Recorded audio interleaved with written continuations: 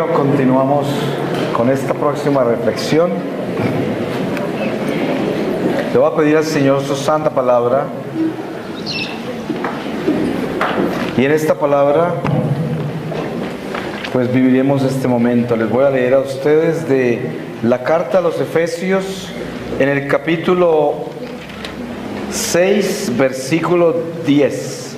Dice: luchad y orad.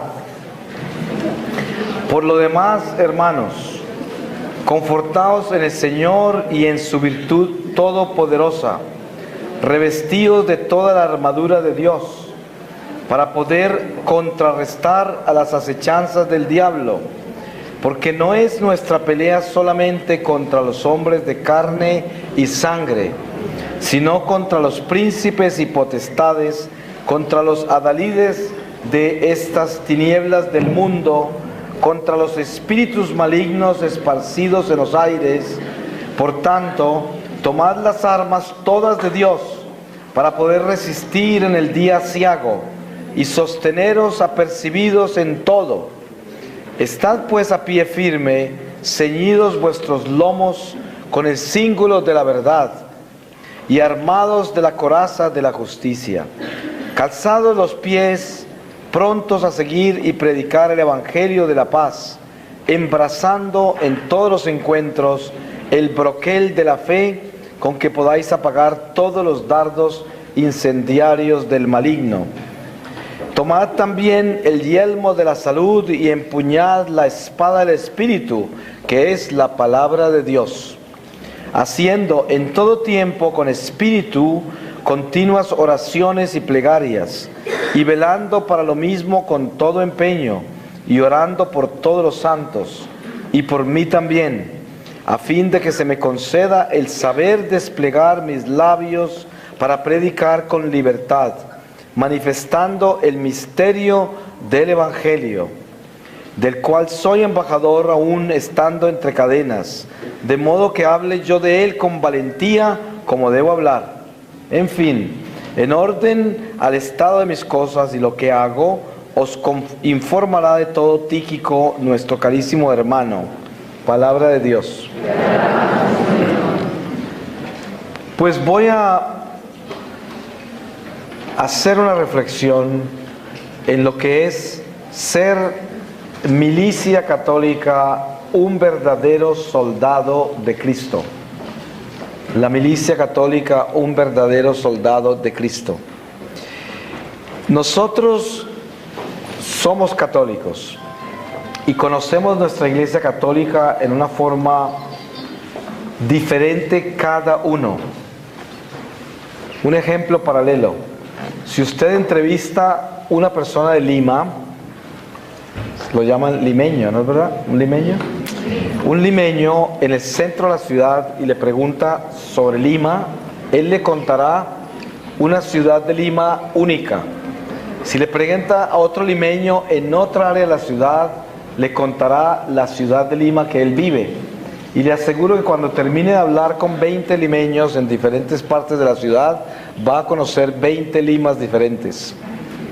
Y si entrevista a cada una de las personas de la ciudad, van a tener tantos Limas como habitantes. Porque el corazón del hombre vive una experiencia única, tanto de lugar como de estado interior, como de espíritu. Nadie vive lo que yo vivo. Nadie puede ver la Lima que yo vivo, que yo veo. Nadie la puede ver. Como yo veo a Lima, nadie la ve. Por esa razón, como yo veo la Iglesia católica, nadie la ve. Cada uno de nosotros tenemos una experiencia de Dios absolutamente única. Pero lo que nos diferencia a nosotros como católicos de la persona que está afuera en el mundo, que no es de Dios o no camina con Dios, es que nosotros somos movidos, a pesar de ser tan diferentes y de tener una experiencia única de nuestra vida católica, somos movidos por un solo espíritu. Ese solo espíritu es el que activa en nosotros la batalla espiritual de nuestra vida. En el momento en que nosotros somos concebidos en el vientre de nuestra madre terrenal, se activa una batalla a vida o muerte desde ese momento. El espíritu del mal no quiere que una persona que haya sido hecha católica llegue a dar fruto. Hacen todo lo que pueden por eliminarla. Todo. Porque donde esa persona llegue a comulgar, llegue a hacer la primera comunión, en esa sola primera comunión caen principados enteros de las tinieblas. En esa primera comunión. Es una batalla que se le gana al diablo gigantesca.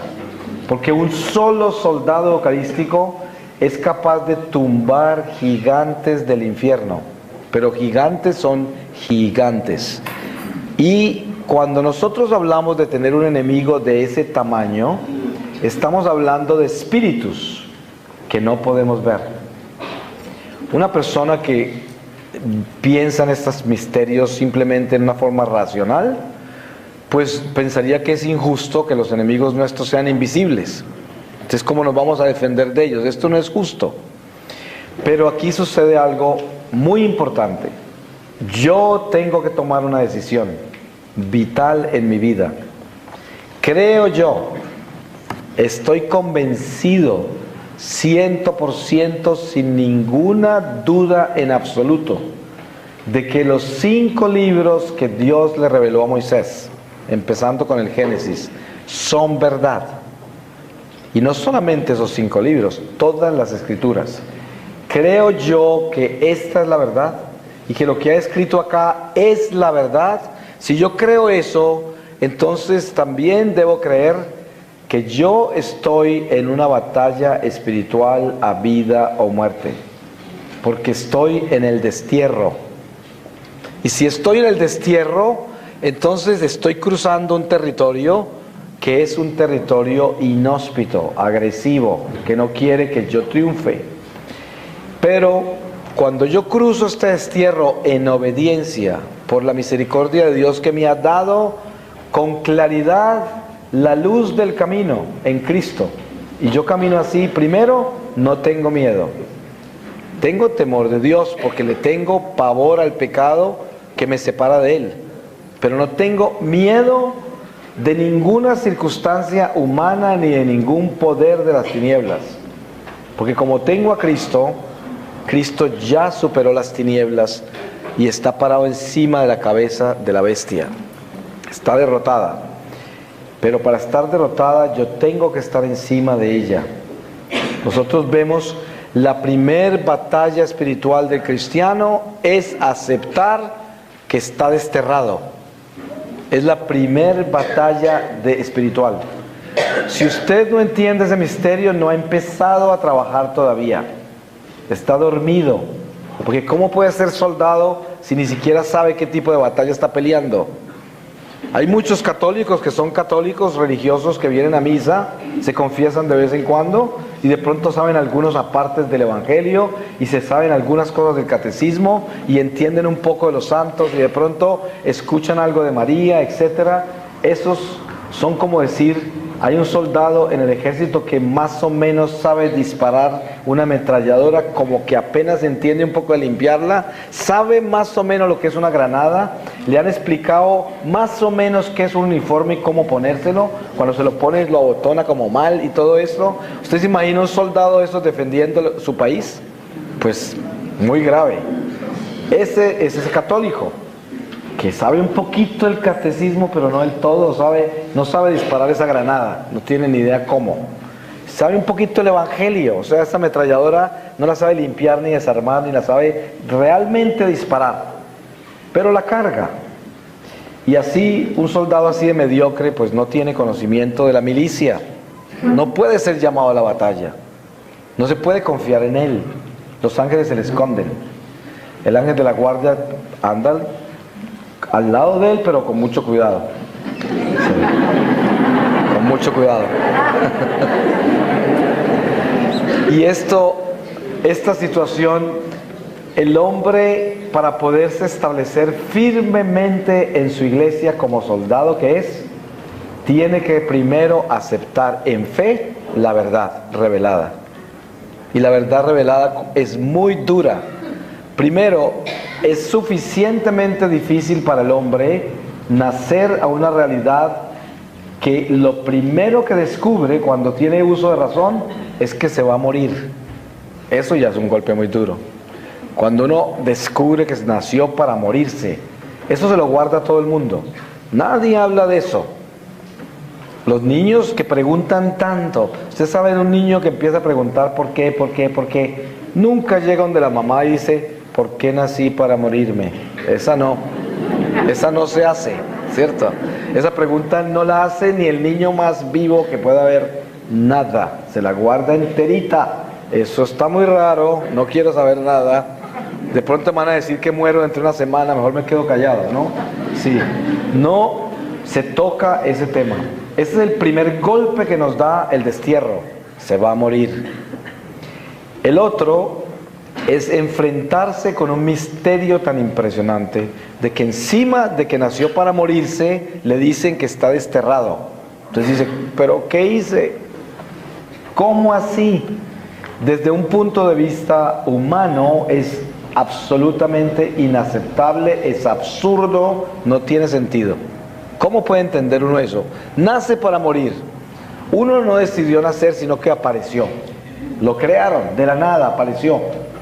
Y encima de todo aparece para morirse. Y encima de todo le dicen que está desterrado, porque pecó. ¿Pero cómo? Sí, es que pecaron los primeros padres.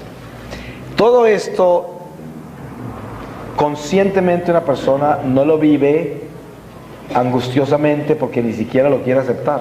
Es más, es mejor no creerlo.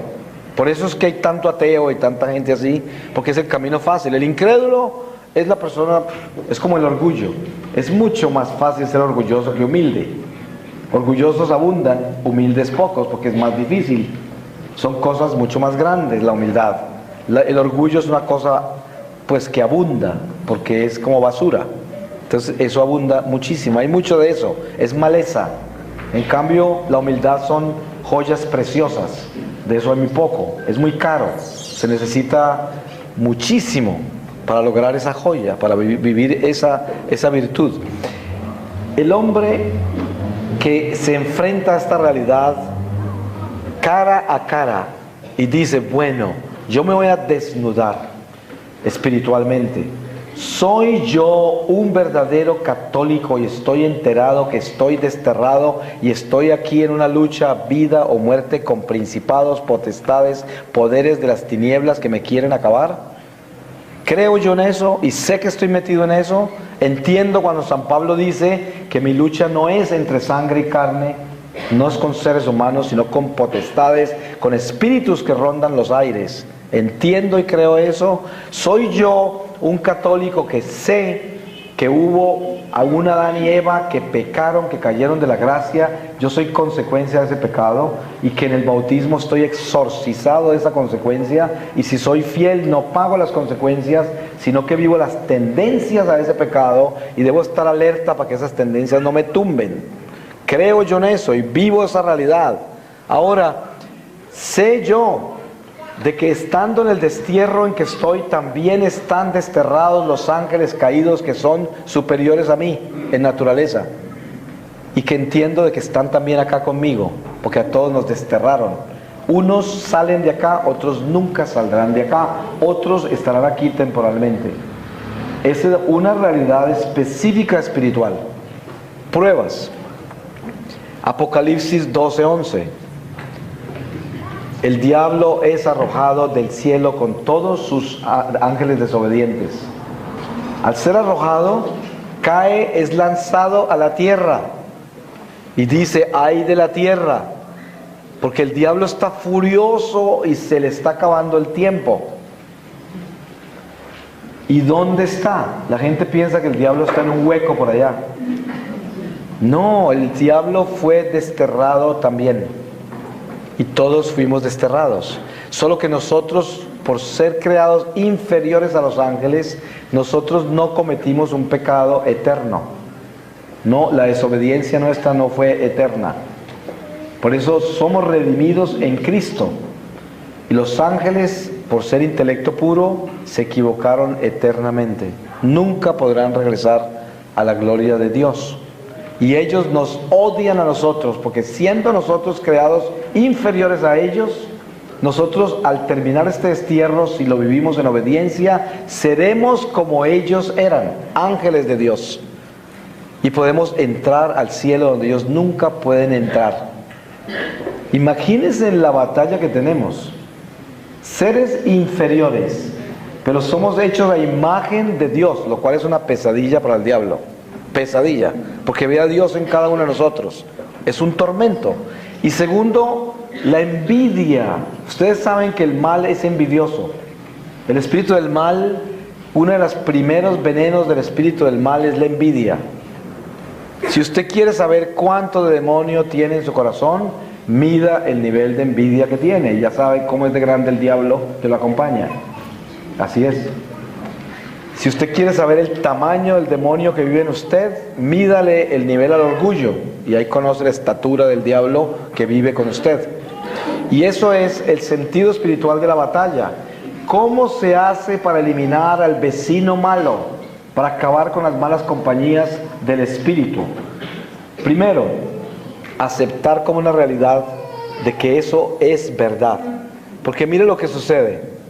El día que yo me arrodille al frente del Santísimo, voy allí a esta capilla del Santísimo que está expuesto allí, al frente del Señor, y le digo: Señor, vengo a decirte que yo nunca había pensado en si yo creía o no creía que estoy desterrado. Yo pensé que esto era casi como el paraíso. Es más, tengo toda clase de planes para comprar una casa grandísima, para hacer esto y aquello, porque este es mi paraíso.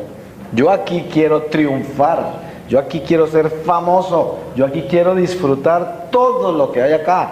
Esto me lo diste tú para yo disfrutarlo. Y así, Señor, pero ahora descubro de que esta no es mi casa, que estoy en tránsito, que soy peregrino y que no me debo enamorar de nada de este mundo. Solamente debo ser un buen administrador de las cosas que tú me confías. Pero ahora vengo a decirte que nunca había pensado que estaba desterrado.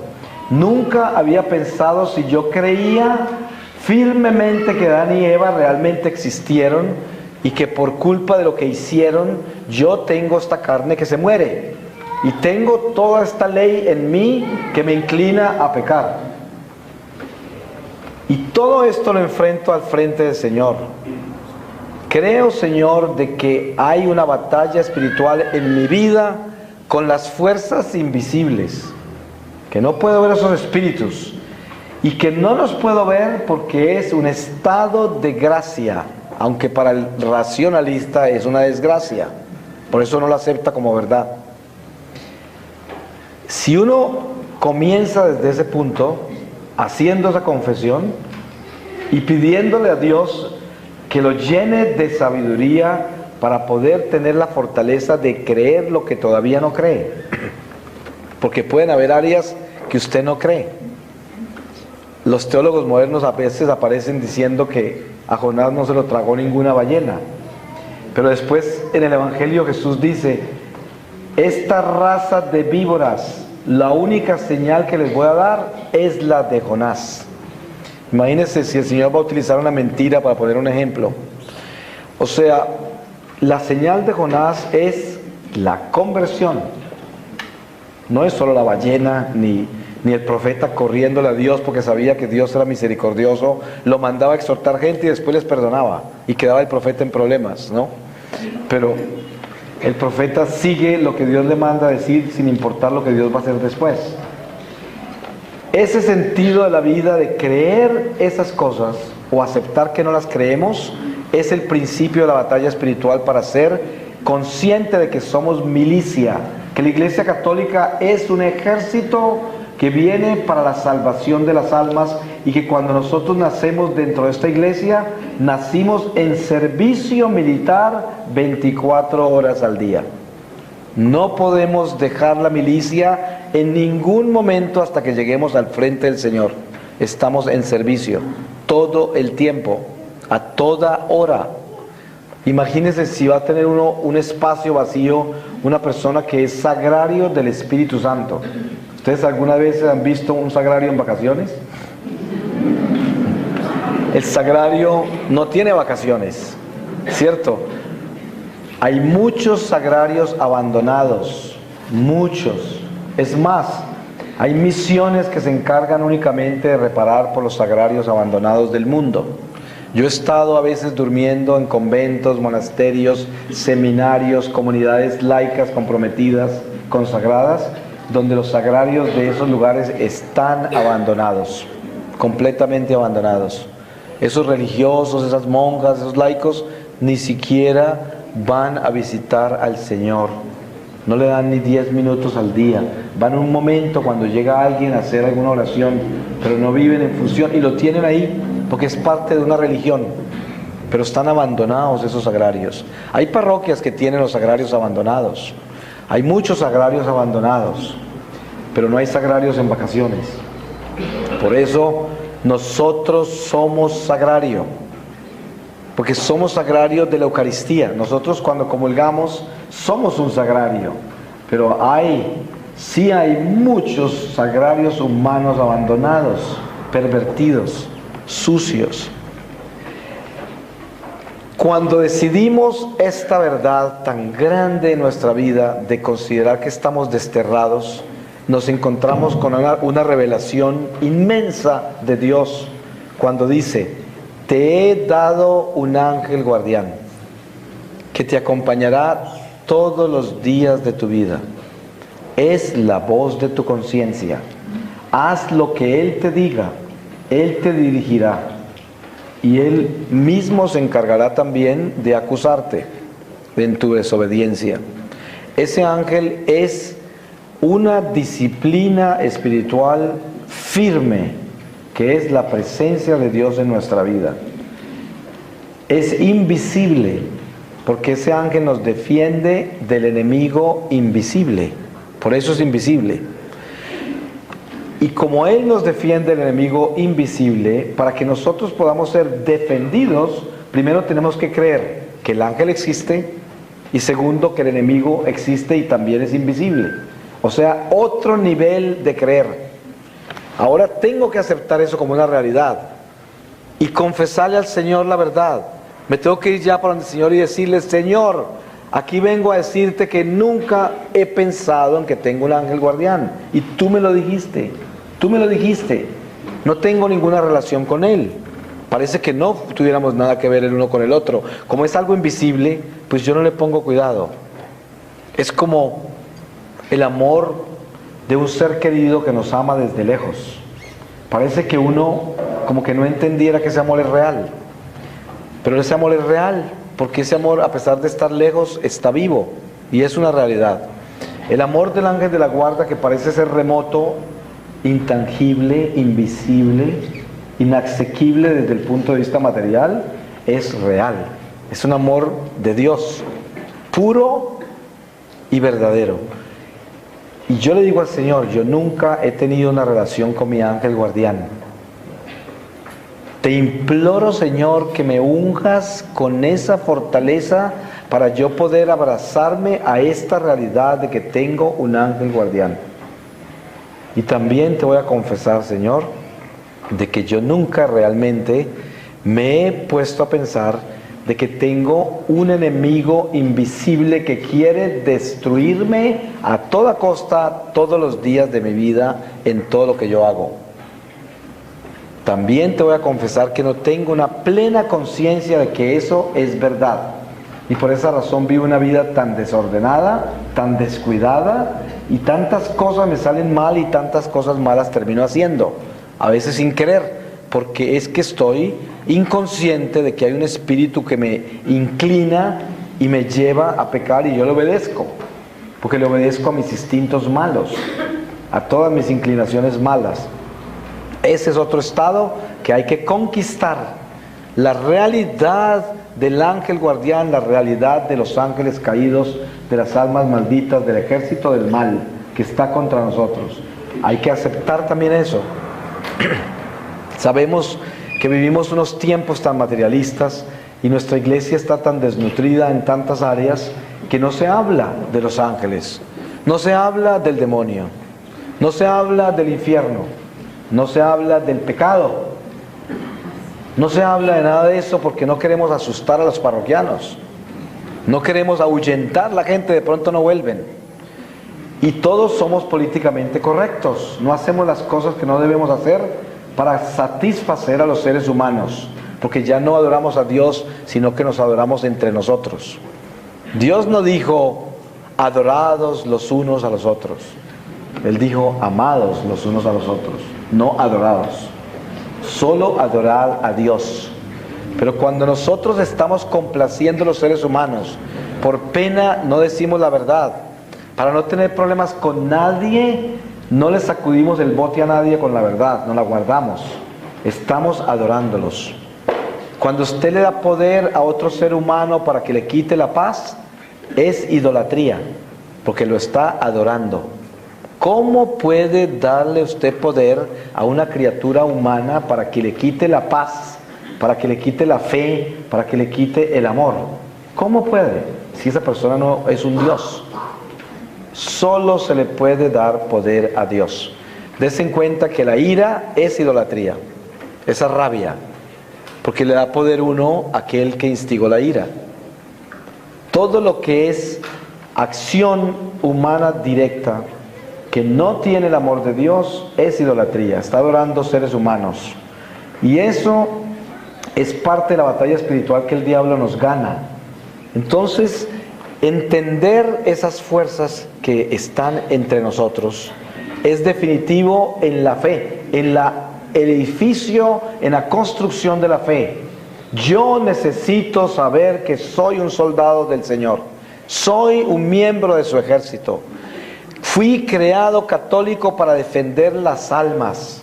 Para eso vine a hacer luz, porque tengo un alimento que no tiene el resto de la humanidad, que es el mismo cuerpo y sangre de Jesús.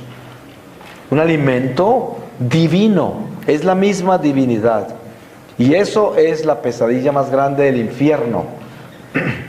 Porque comulgar y salir con esa comunión como sagrario es encandilar los espíritus del mal por donde pasamos. Es realizar el milagro eucarístico de la vida del soldado que camina como Jesús y que lo lleva para darle luz a la tierra, a estas tinieblas del mundo. Entonces, si yo acepto estas verdades, sé que tengo alma, que tengo espíritu, que yo soy un soldado de Dios y pertenezco a la iglesia que tiene todas las verdades. Porque tengo que aceptar eso. Esta iglesia tiene todas las verdades reveladas, todas, no le falta ninguna. Entonces, si tengo todas las verdades reveladas, estoy en el ejército de Dios, porque la verdad es Dios. Y cuando se dice todas las verdades reveladas, quiere decir la plena presencia de la verdad misma, que es Dios mismo. Porque nada que tenga parte de la verdad puede ser Dios. Porque Dios es y es siempre todo, no es un pedazo. Por eso, si parte una minúscula parte de la Eucaristía, está Dios entero. Él nunca se puede dividir. Dios no se divide. Un pedacito, una boronita de la Eucaristía es un Dios entero. Igualito a la hostia grande, lo mismo. Es como decir, una mentira piadosa es un demonio entero también. Una mentira piadosa es una borona de la hostia de la mentira grande, que es el mismo Satanás. Entonces, una borona de una mentira piadosa es un pedazo, pero no un pedazo de diablo, sino un pedazo de esa hostia que es la mentira, que es la hostia del mal, y es el mismo diablo entero. Por eso, en el lado opuesto es lo mismo. No hay fracciones en el espíritu. No hay medio espíritu de nada o un cuarto espíritu de algo. Siempre es entero. Entonces, si yo entro en esta conciencia de que soy un soldado del Señor, hay ángel guardián, hay ángeles caídos malignos, hay una batalla espiritual entre el bien y el mal para asegurarse que yo no llegue al cielo. Hay una batalla contra el tiempo que Dios me dio, que está medido, y que el diablo quiere eliminarme antes de que yo cumpla ese tiempo para robarme la gracia. Y hay lo que Apocalipsis 12:11 dice, que es, aquí están los espíritus desterrados. Entonces, ¿cuál es la milicia? Yo tengo que asegurarme que cuando yo muera, yo esté tan fuerte y tan saludable que pueda sacar la espada y salir del cuerpo y decir: huyan, espíritu del mal, que voy para mi casa. ¿Cierto? Voy hacia la luz. Pero para sacar esa espada, que es la palabra de Dios, el alma tiene que tener fortaleza. Porque usted sabe, una persona que se asusta ante la presencia del mal es porque no tiene un espíritu sano, no tiene fortaleza. Un soldado que desde la vida terrenal se acostumbra a luchar contra el mal, lo renuncia, lo rechaza, lo persigue, lo denuncia donde está, al mal, desde que está en la vida terrenal.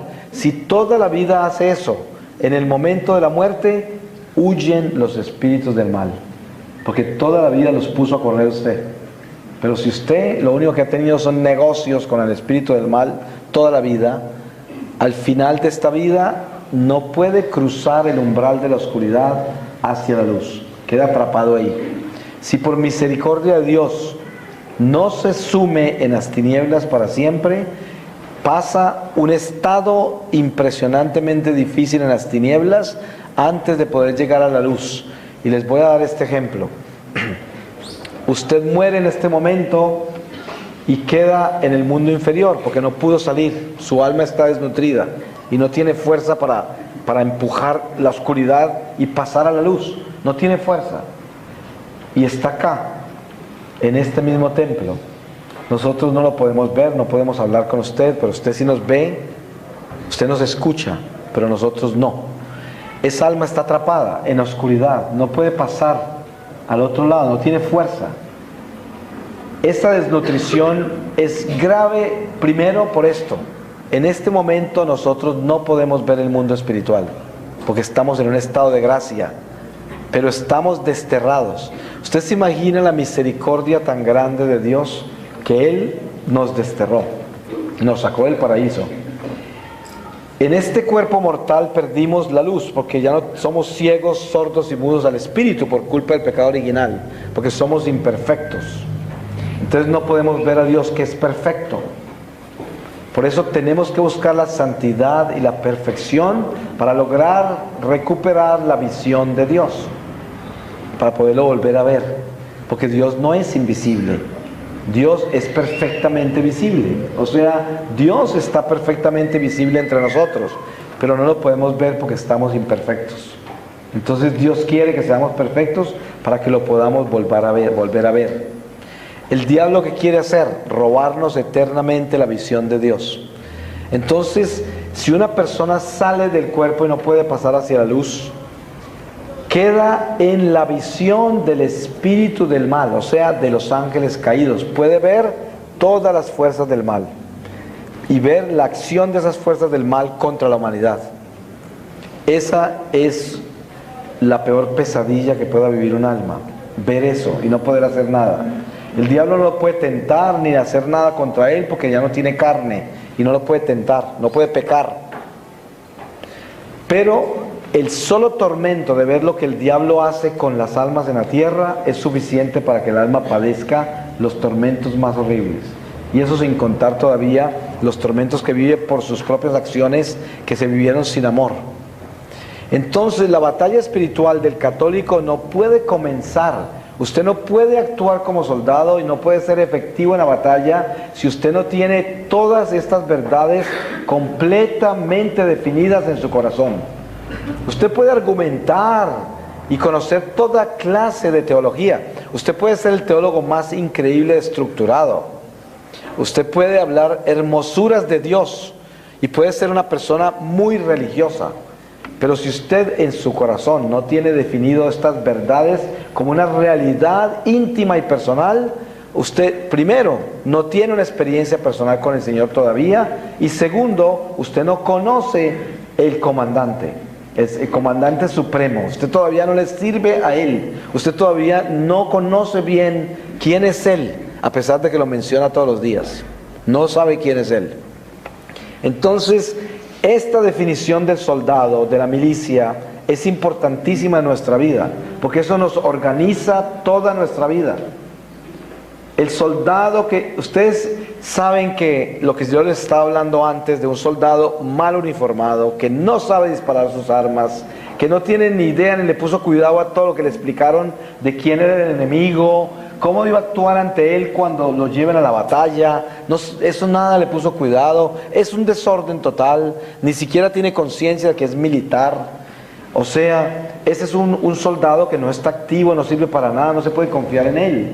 Eso es lo mismo, es el católico que no conoce su catecismo, que no conoce las escrituras, que no sabe nada de la tradición sagrada, que no tiene ni idea que es un doctor de la iglesia, que no sabe qué es la liturgia, que no tiene ni idea porque el padre está vestido de morado, no sabe nada, es un soldado desordenado, no tiene ni idea que es militar. Viene como un zombie a la iglesia a tener una experiencia religiosa de pordiosero, a pedir cosas como si fuera magia a la iglesia. Eso es lástima.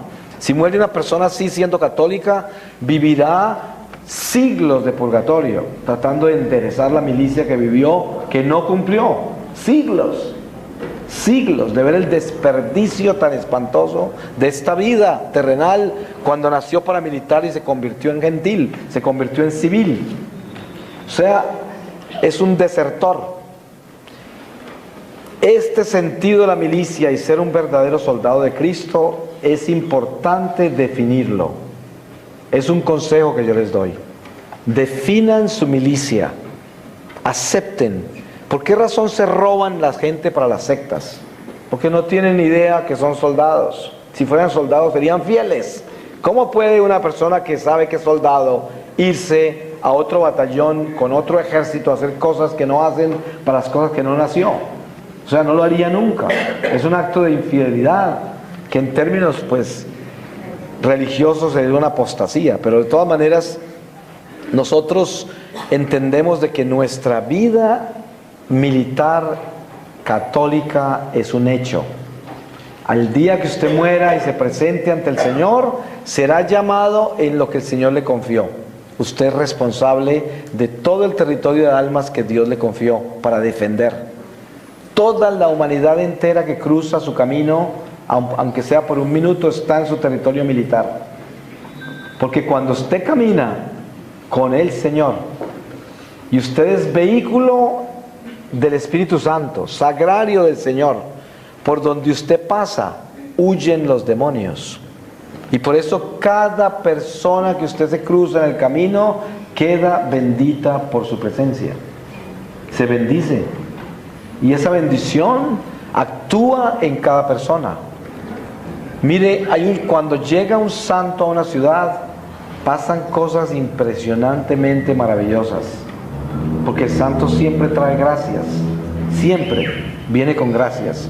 Para empezar, el santo está iluminado en una luz poderosa que encandila a los demonios. Entonces quedan inactivos todos los demonios que están en el radio de acción del santo.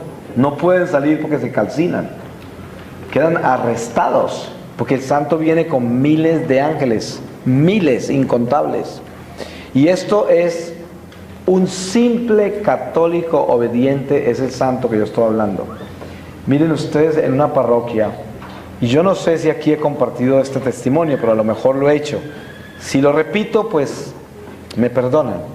Miren, una oportunidad estaba yo predicando en una parroquia que estaba muy mal, una parroquia en pecado grave. El sacerdote y los parroquianos estaban haciendo cosas horribles que ni siquiera se las quiero mencionar a ustedes, espantosas. El señor obispo de esa diócesis me había advertido y él me conoció a través de un programa de EWTN y me llamó y me pidió el favor que fuera a su diócesis y me contó algunos secretos. Yo fui a predicar en conocimiento, sabiendo qué estaba pasando. Yo estaba en esa iglesia y habían reunido porque prácticamente los hicieron ir, porque habían varios apostolados ahí y tenían que estar ahí. Cuando yo estaba predicando ahí, el Señor en sabiduría, esto es muy difícil de explicar, me mostró una señora que estaba al final de la iglesia, al lado izquierdo en la última banca. Allá estaba sentadita ella. Y me mostró, esa señora era la señora que sostenía toda esa parroquia de la ira de Dios. Toda esa parroquia de como 5,000 personas.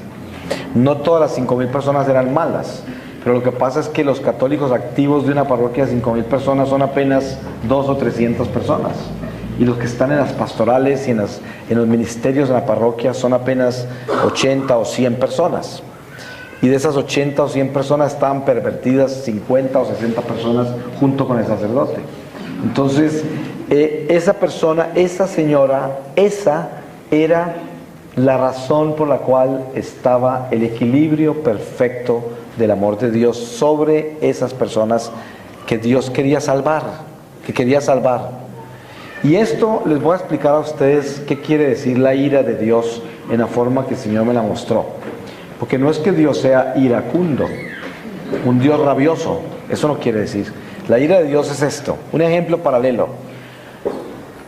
Ustedes han visto que hay montañas que se erosionan por descuido, porque no las siembran y se pelan y no tienen vegetación y quedan todas frágiles, y viene una tempestad, una lluvia, un invierno, y hay derrumbes de esas montañas y destruyen cosas, matan gente a veces.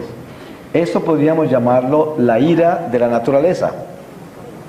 Ustedes ya entienden a qué me refiero, ¿cierto? O sea, no es que la montaña se puso brava y explotó porque la han pellizcado mucho, no, sino que esa montaña se erosionó por descuido del hombre, por negligencia, por irresponsabilidad.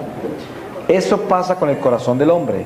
El corazón del hombre se erosiona porque pierde esa vegetación santa del amor de Dios y queda un terreno árido, y llega un invierno, llega una tempestad y erosiona toda esa tierra que está suelta del corazón y hace daños atroces y cae en pecado mortal. Eso es, produce muerte. Y esa es la ira de Dios. O sea, el mismo hombre se trae esa destrucción. Entonces, en una parroquia como la que yo estaba predicando, esa gente estaba increíblemente perdida, sacrilegios de todos los niveles. Pues mire que el Señor me mostró esa señora para darme a entender lo que es un verdadero soldado de Cristo, la verdadera milicia. Entonces, los santos no hay que ir a buscarlos en otros países, ni los santos están escondidos en una cueva, ni los santos son gente rara. Los santos están metidos en la parroquia y son un parroquiano simple, sencillo, generalmente ignorado por todo el mundo, porque es un pan insípido, un pan ácimo. Entre más se acerca una persona al Señor, más se disminuye. Menos importante es, menos distinguida, menos notable, más humilde, más invisible. ¿Ustedes se dan cuenta que una persona humilde casi no ocupa espacio? Como que no se siente, hasta el punto que la gente le ignora, hasta le irrespeta. Pero a un humilde nunca lo podrán irrespetar, porque no sabe qué es eso, no sabe qué es ser irrespetado. Nunca se ha considerado nada como para que lo irrespeten, porque no tiene amor propio. ¿Sabe? Lo que se ofende en uno es el amor propio. Uno crece tanto como persona, se vuelve tan grandotote, tan importante, tan distinguido, tan inteligente, tiene tanto de sí mismo que lo pueden ofender en todas las esquinas. Un taxista que le grite, que le pite, ya le ofendió toda su humanidad. ¿Cómo se atreve este hombre? Y esto, y en todas las esquinas tiene ofensas por toda parte porque es gigantesco. Inmensa persona, ocupa altísimo espacio. Es más, toda la gente está pendiente de esa persona porque es inmensa y hay que estar pendientes todo el tiempo. Se puede ofender, confundir, malinterpretar, quién sabe cuántas cosas. Una persona humilde es absolutamente como invisible, no ocupa espacio, no le trae problemas a nadie, se adapta a todo, vive, navega por dentro de todos los corazones en una forma increíble. Ese es el soldado de Dios. El soldado de Dios no es un espectáculo. El soldado de Dios no es protagonismo. La milicia cristiana es el unirse al misterio invisible de la perfección de Dios. Eso es la milicia cristiana. La milicia cristiana es elevarse al espíritu, arma letal. ¿Usted quiere ser el arma más peligrosa del diablo donde usted vaya? Vaya con la espada de la humildad. Derrota los tronos más grandes del infierno, que son los tronos del orgullo. El amor, la compasión, la caridad, ese ingrediente divino tumba edificios gigantescos de las tinieblas. Nadie puede contra eso. Nadie. Absolutamente nadie. Y ese es un verdadero soldado del Señor. Hay personas muy preocupadas por la conversión de la familia, por la salvación de un país, por todas estas cosas. Y eso es noble, preocuparse. Pero lo más noble sería pensar qué hay que hacer. Y la nobleza del que hay que hacer es ser soldado de verdad. Y para ser soldado de verdad hay que revestirse con las armas del Espíritu. ¿Y las armas del Espíritu cuáles son? Las armas del Espíritu están en ese amor y esa humildad, esa caridad. Como dice San Pablo en el himno La Caridad de Corintios. Dice, todas las virtudes son grandes e importantes. Pero si ellas no tienen caridad, de nada sirven. Así demos hasta nuestra vida y nos tiremos al fuego por alguna causa. Todo lo que podamos hacer, si no tenemos caridad, de nada sirve. La caridad es el vestido de la humildad. La caridad es la capa de la humildad. La humildad se viste en caridad. Está vestida, engalanada en un vestido real, el vestido de la caridad. Es un rey vestido. Esa es la humildad, un rey vestido con la capa, y la capa es la caridad. Entonces, un soldado de Dios y la milicia de Dios en la tierra es el amor de Dios presente entre nosotros. Si usted quiere saber quién es, usted es el amor de Dios. Eso es lo que es usted. Y viva en ese amor de Dios y le temerán las tinieblas, y sanará a los enfermos, y derrotará todo demonio que habita en el corazón de sus hermanos. Porque sus palabras serán ríos de agua viva y tendrá luz en sus ojos y será esperanza para todos, porque en usted habita el Espíritu Santo. Y esa es la llamada de Dios a nosotros como católicos, para que seamos verdaderos soldados. Para encontrar la milicia tenemos simplemente que disminuirnos. Porque entre más pequeños nos hagamos, más panes ácimos que no tienen levadura ni condimentos, para que la bestia no quiera saborearnos. Porque ustedes saben que entre más condimento, más levadura, más distinguido soy yo, más importante, más persona, más culto, más de todo, más apetecido por la bestia. Soy un pan que lo quieren en todos los banquetes. Te van a invitar a todas partes, todo mundo te quiere comer. Es el pan favorito de todas las fiestas. Pero acabe con la levadura y quítese los condimentos y vuélvase panásimo. No lo vuelven a invitar a ninguna parte. Nadie se lo quiere comer. Ya no tiene sabor. ¿Sí? Y eso pasa. Entre más se compenetra en el Espíritu de Dios, menos lo quiere el mundo. Por eso Jesús decía, el mundo me odia. Y por eso los odia también a ustedes. Los van a perseguir, los van a encarcelar. Y él advertía todo eso. Porque el mundo me odia. Y los odia también a ustedes. Eso, en el momento que usted se desinfle de toda esa levadura y derrote todos esos condimentos que tiene, de esa gran sofisticada personalidad suya, que esos son condimentos, y ese crecimiento, esa persona tan inmensa que es pura levadura, cuando se baja de ese globo y se convierte en pan ácimo, insípido, ese momento es el momento en que usted se convierte en pan de vida para la humanidad. Porque ese es el pan que el Señor utiliza para hacer el sacrificio en el altar con su vida y se convierte en instrumento de reparación. Somos instrumentos de reparación porque me convierto yo en pan. San Ignacio de Antioquía, se lo llevaron de Antioquía preso para Roma para tirárselo a los leones. Y el pueblo de Dios acudía a interceder para que lo liberaran por toda parte. Y San Ignacio les decía: no pidan por mi libertad, yo debo ser triturado por el diente de las bestias para poderme hacer pan de la iglesia. Y así fue. Cuando él llegó a Roma, vestido de obispo, se fue cantando hacia los leones y se lo devoraron. Y ese día fue el día en que más romanos se convirtieron al cristianismo. Eso es, y esa es la vida nuestra. Ese es un soldado de Cristo. La belleza de convertirse en panásimo para hacer vida de la iglesia, para nosotros poder entregar nuestra vida por el Señor cantando en medio de las atrocidades más grandes, lo absurdo de la vida, lo absurdo del mundo material. Si nosotros, hay gente que dice: oh, ¿cómo es posible que Dios permita que tanta gente se muera de hambre? ¿Cómo es posible que Dios permita que haya tanta injusticia en el mundo? Los malos parecen ganar siempre y los buenos parecen siempre perder. Yo le digo a una persona que habla así, le digo: no suena como si usted hablara como cristiano, porque entonces qué contradicción tan grande que San Pablo, un apóstol tan grande, que es una columna de la iglesia, el Señor lo dejó que lo decapitaran.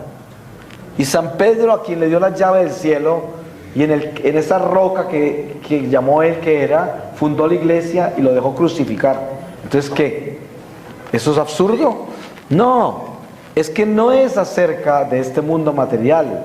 Este cuerpo material es un sacrificio de libación para la salvación de la humanidad.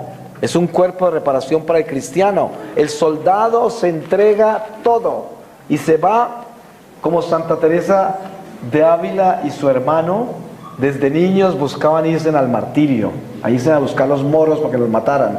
Lo mismo que San Antonio de Padua, que es San Antonio de Lisboa, que nació en Lisboa. Él se quería ir a que lo mataran porque habían pasado unos misioneros por Portugal y después los habían matado, y él quedó tan impresionado, dijo: yo quiero ser mártir. Pero es que son soldados que nacieron con ese espíritu de la iglesia, con esa milicia, como San Juan de la Cruz también, y ellos son como esa arma tan impresionante, esa inspiración, donde uno se va con el Evangelio y se va a proclamar la palabra de Dios y tiene un celo por el Señor y ama su iglesia porque la conoce y sabe que la iglesia es santa y poderosa y que tiene las armas que derrota hasta los últimos demonios, y que no tiene uno que tener miedo a nadie, así lo maten, lo decapiten, lo crucifiquen, lo pisoteen, lo ignoren, lo escupan, lo calumnien. No importa, no importa, porque si estamos con Dios, ¿qué miedo vamos a tener? Si al final de esto vamos a triunfar, vamos a entrar a la gloria eterna que nunca termina. Por eso es tan importante reconocer quiénes somos y cuáles son las verdades que vivimos nosotros. Y así no pecaríamos tanto, así no caeríamos en tantos errores y así no viviríamos tanta angustia existencial. No estaríamos esclavos del dinero, atormentados con toda clase de avaricias y ambiciones y pecados horribles de la carne y toda clase de calumnias y cosas horribles que salen de nuestro corazón. No tendríamos nada de eso, porque tendríamos en nuestro corazón una esperanza viva de una iglesia viva, que es un espíritu vivo, de un Dios vivo que nos quiere dar vida eterna. Y eso es increíble, porque uno siente que no importa lo que pase, ya el mundo no me engaña a mí. Yo ya no caigo en el canto de las sirenas, no más canto de sirenas. Ya el bote mío no se va para allá. Ya las luces de los casinos no me llaman a botar la plata que tengo yo para la leche, ¿no? Ya no me engañan los pitos ni las luces de neón de la ciudad. No me engañan las miradas sospechosas ni me asusta nadie. Yo voy derecho hacia la casa del Señor y esa es mi vida.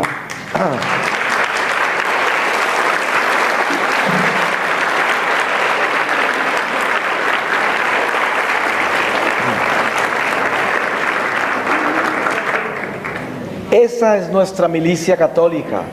Para tener esos ingredientes y para vivir esa verdad, yo tengo que hacer un acto de conciencia vivo y puro y decir: creo que estoy desterrado, creo que este es un mundo temporal, creo que no me debo enamorar de las cosas materiales, creo que debo ser una persona buena, obediente, honesta, sincera, con valores, con moral, creo que debo respetar mi vida y la de los demás, creo que debo ser un militante de mi parroquia, creo que debo obedecer a la jerarquía eclesiástica y estar atento a lo que dice el Santo Padre, que es nuestro guía y nuestro pastor. Y debo ser un soldado eucarístico que invierto gran parte de mi vida a los pies del sagrario, para que ese sol que viene de lo alto me pueda broncear y liberarme de toda clase de males, y a través de mí pueda yo brillar, por tanto que vivo bajo el sol que viene de lo alto. Estoy bronceado con la luz de Dios. Y por eso cuando salgo, soy luz para el mundo, porque estoy bronceado con la Eucaristía. El Señor me llena de ese sol. Lo que uno recibe allí adorando al Señor, no lo recibe en ninguna parte. Lo que recibe después de comulgar, cuando se está en gracia de Dios, nadie se lo puede dar. Es un poder que solo Dios lo puede dar. Pero para eso hay que entender quiénes somos y de qué estamos hechos y qué vinimos a hacer acá. Hay que entenderlo, hay que creerlo y saber que hay enemigos invisibles. Ahí están en el parqueadero, afuera, no pueden entrar. Están esperando ahí, ¿sabe qué? A robarse todo lo que el Señor nos está dando acá. Pero no los vamos a dejar. Vamos a...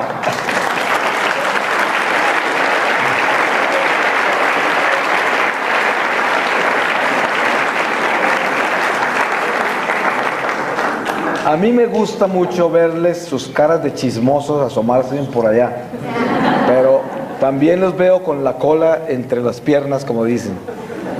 Voy a pedirle al Señor su palabra, y en esta palabra que les voy a leer, que acabo de abrir, cerramos esta reflexión.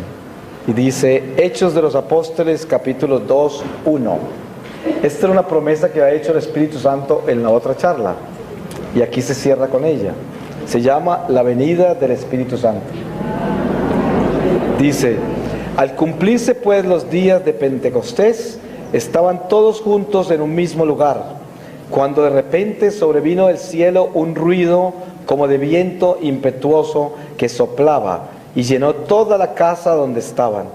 Al mismo tiempo vieron aparecer unas como lenguas de fuego que se repartieron y se asentaron sobre cada uno de ellos. Entonces fueron llenados todos del Espíritu Santo y comenzaron a hablar en diversas lenguas las palabras que el Espíritu Santo ponía en su boca. Había a la sazón en Jerusalén judíos piadosos y temerosos de Dios de todas las naciones del mundo. Divulgado pues este suceso, acudió una gran multitud de ellos y quedaron atónitos al ver que cada uno oía hablar a los apóstoles en su propia lengua. Así, pasmados todos y maravillados, se decían unos a otros, por ventura estos que hablan, ¿no son todos galileos? Pues ¿cómo es que los oímos cada uno de nosotros hablar nuestra lengua nativa? Partos, medos y elamitas, los moradores de Mesopotamia, de Judea y de Capadocia, del Ponto y del Asia, los de Frigia, de Panfilia y del Egipto, los de la Libia confinante con Cirene, y los que han venido de Roma, tanto judíos como prosélitos, los cretenses y los árabes, los oímos hablar en nuestras propias lenguas las maravillas de Dios. Estando pues todos llenos de admiración y no sabiendo qué discurrir, se decían unos a otros, ¿qué novedad es esta? Pero hubo algunos que se mofaban de ellos, diciendo, estos sin duda están borrachos o llenos de mosto. Palabra de Dios. Pues le damos...